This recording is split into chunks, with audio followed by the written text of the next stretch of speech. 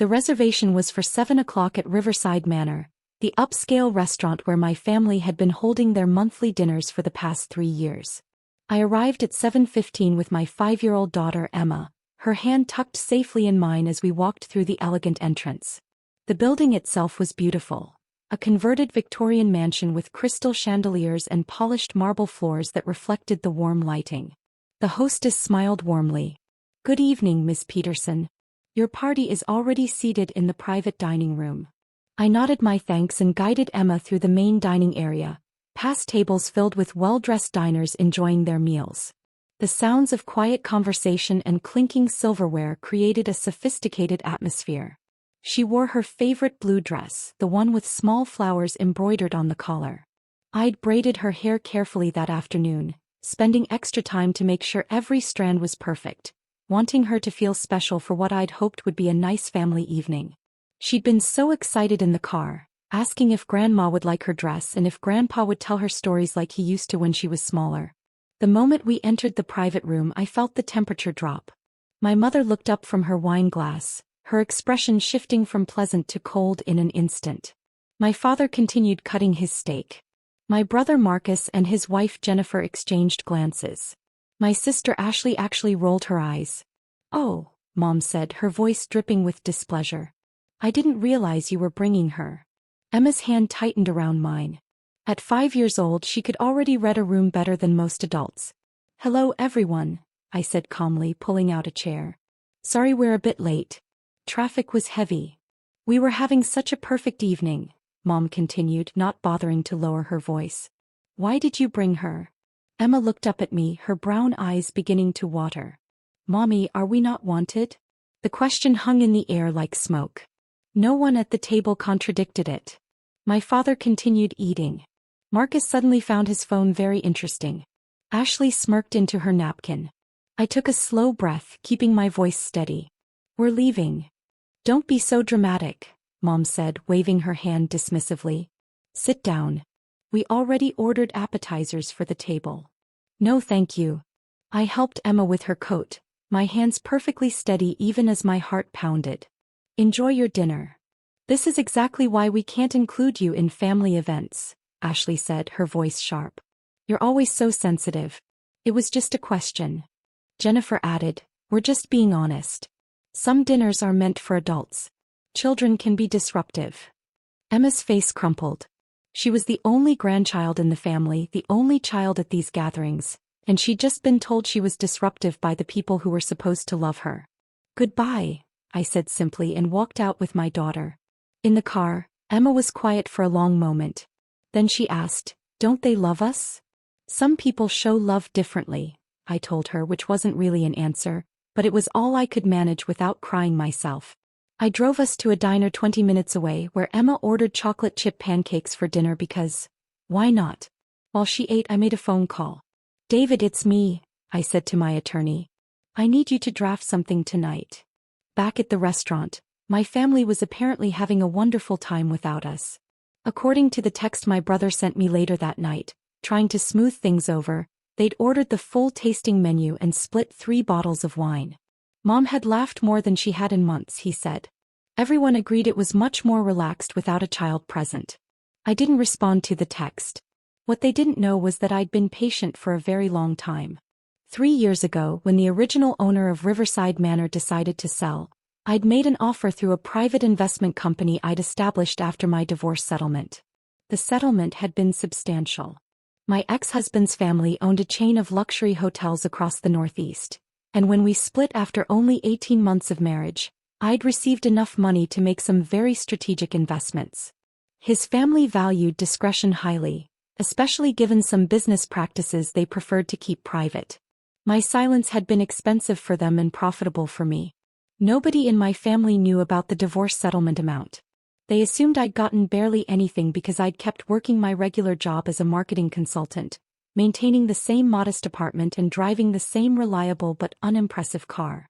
They assumed I was struggling as a single mother, counting pennies and worrying about Emma's future. They assumed I was the family failure who'd married poorly and divorced quickly, another disappointment to add to their long list of my shortcomings. They had no idea I owned 4 commercial properties in the city, including the restaurant where they held their precious monthly dinners. The manager of Riverside Manor was a professional named Thomas who'd worked in high-end hospitality for 20 years.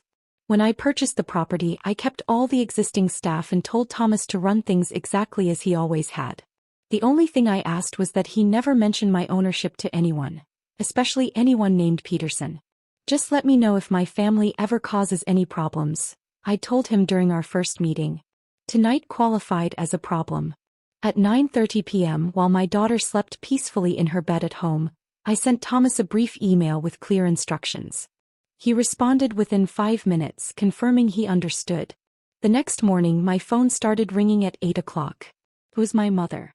"What did you do?" she demanded without preamble. "Good morning, Mom. I'm well, thank you for asking. Don't play games with me. We just received a letter from Riverside Manor. They're saying our standing reservation has been cancelled. They're saying we're no longer welcome at the restaurant." "What did you do?" I took a sip of my coffee, watching Emma color at the kitchen table. "I didn't do anything. Perhaps they have standards about how guests treat other guests. This is ridiculous. Your father is calling his attorney. We've been loyal customers for 3 years. They can't just ban us. Actually, private establishments can refuse service to anyone for any reason, as long as it's not based on protected characteristics. Being rude to children isn't a protected characteristic. We weren't rude. We were honest. And who are you to lecture us about restaurants? You probably complained to some minimum wage manager who doesn't understand how things work." "If you say so, Mom." She hung up on me. 20 minutes later, Marcus called. "What's going on?" "Dad is losing his mind. He's threatening to sue the restaurant. Mom's been on the phone with her friends all morning trying to find a new place for next month's dinner. This is a disaster." "That's between Dad and the restaurant," I said calmly. "I have nothing to do with their business decisions." "Come on. This happened right after you left. What did you say to them? Did you complain to the manager? Did you threaten them somehow?" "I said goodbye and thank you. That's all. Dad says this is going to embarrass him professionally. He brings clients there. Important clients. He had a business dinner scheduled there next week and now he has to cancel and explain why. Do you know how that looks? Then perhaps he should have thought about that before allowing his granddaughter to be humiliated. She's 5. She'll forget about it tomorrow. Kids are resilient. She probably doesn't even remember what happened. I won't. And yes, she remembers. She cried herself to sleep last night asking why Grandma doesn't like her." Marcus sighed heavily. "You're overreacting. Mom had a bit too much wine and said something without thinking. It happens. Can't you just apologize so we can fix this?" "Apologize for what exactly?" "For whatever you said to get us banned." I hung up on him. By noon, Ashley was texting me in all capitals, calling me petty and vindictive. I blocked her number. My father called at 2 o'clock from his office, using his stern attorney voice. "I've spoken with the restaurant ownership group," he said. "They're claiming you filed some kind of complaint about discrimination." "I didn't file anything," I said honestly. "I don't need to file complaints." "Then why are they refusing to reinstate our reservation? I've been a customer there for 3 years. I've spent thousands of dollars. Have you considered that maybe they don't want customers who insult children in their establishment? This is absurd. Over one small comment? Your mother barely said anything. She said enough. I want you to call them and straighten this out." "No." "Excuse me." I said, "No, Dad. I'm not calling anyone. You and Mom created this situation. You can resolve it yourselves. You're being childish. I'm being a mother. There's a difference." He hung up without another word. That evening, Jennifer called. Unlike the others, she actually sounded somewhat apologetic. "I know last night got out of hand," she said carefully. "Maybe we could all sit down and talk about it like adults? What would you like to talk about?" "About finding a compromise. The restaurant was important to your parents. Maybe there's a way to smooth things over." "Why would I want to do that?" "Because they're your family. Because Emma will grow up with these people in her life. Because holding grudges doesn't help anyone. Jennifer, my daughter, asked me if her own family loved her. She's 5 years old and she had to ask me that question because her grandmother couldn't be bothered to be kind for one evening. I'm not holding a grudge. I'm protecting my child. From her own grandparents? If necessary, yes. She was quiet for a moment. Marcus says your dad is going to find out who owns the restaurant and pressure them to change their mind. He's welcome to try. What does that mean? It means good luck to him. I hung up and blocked her number too. 3 days later my father called again. His voice was different this time, flat, shocked. You own it. Own what, Dad? The restaurant. You own Riverside Manor. I had my firm do a property search. The ownership is buried under 3 different corporate entities, but we traced it back to you. I didn't confirm or deny. I just waited. For 3 years, he continued, we've been eating at your restaurant, spending our money at your business. And you never said a word. You never asked. How is this possible? Where did you get that kind of money? My divorce settlement. Turns out my ex-husband's family valued discretion quite highly. They paid very well for it. And you used it to buy restaurants? That and other commercial properties. I've been building an investment portfolio. It's been quite successful. The silence stretched out. Your mother is mortified, he finally said. She should be. She insulted her granddaughter in an establishment I own. Not her wisest moment. So what now? You've banned your own family from your restaurant. You banned yourselves, Dad. I own the building. I don't manage the daily operations.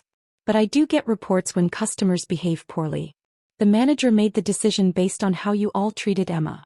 I simply didn't override it. This is vindictive. This is business. Riverside Manor has a reputation for being a family-friendly establishment that maintains high standards of civility.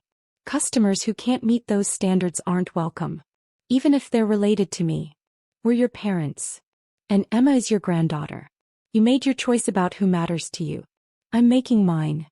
What do you want? An apology. I don't want anything from you, Dad. I wanted you to love your granddaughter without conditions.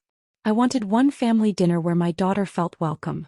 Those things clearly aren't possible, so I've adjusted my expectations accordingly. Another long silence. The others don't know, he said quietly. About you owning it. They just think the restaurant sided with you. You can tell them or not. That's your choice. If I tell them, your mother will never speak to you again. She wasn't speaking to Emma with much kindness anyway, so I'm not sure what I'm losing. He hung up without saying goodbye. That night, I received a text from my mother. Just 3 words, you've changed. I wrote back, no.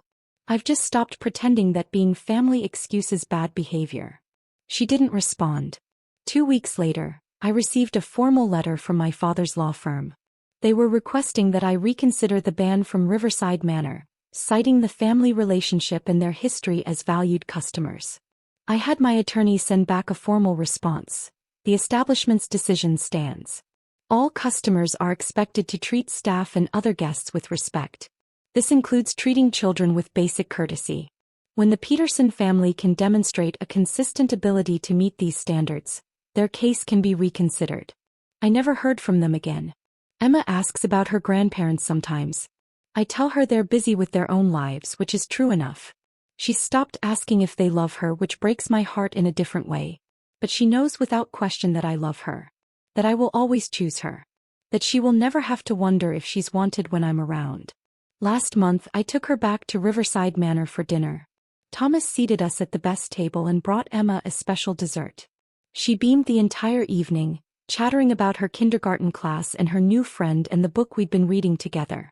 As we left, she said, I like this restaurant, Mommy. Everyone here is nice. Yes, I agreed. They are. Some people might say I overreacted. That I should have forgiven my family and moved on. That blood is thicker than water and family drama isn't worth holding grudges over. Those people have never watched their 5-year-old daughter's face crumple as her own grandmother questions why she exists in the same room. I didn't ban my family from a restaurant out of spite. I simply stopped protecting them from the consequences of their own choices. They chose cruelty. The restaurant chose standards.